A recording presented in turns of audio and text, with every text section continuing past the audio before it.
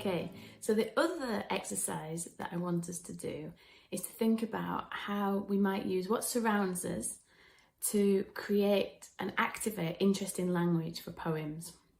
So what I want you to do is have a look around your flat or your house or your room or wherever you're in lockdown, and I want you to make a list of 10 things or objects, nouns. So I've done that. I want you to do that on one side of the page. If you've got a piece of paper, you can fold it in half, and I want you to, on one side of the page, put 10 different objects from around the house.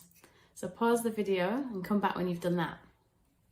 When you've done that, what I want you to do on the other side of the page is to activate these nouns into verbs.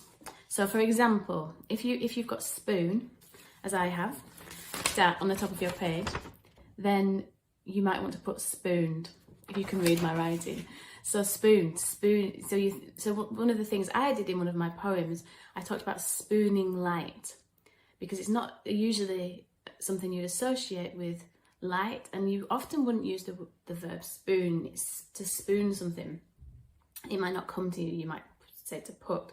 So we're looking for interesting ways of saying things. So I've got spoon on here, I've got light, but to make that into a verb, you might think about how you might light something or something to be lit. Some of the things won't work. So I've got window, and I couldn't really think of a way of how to activate that. But I do have pencil, so to pencil something, penciled, and pebble. From the previous exercise, I thought about this pebble and how we might describe something as pebbled.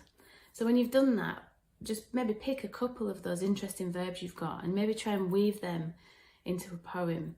Use that as the starting point to write.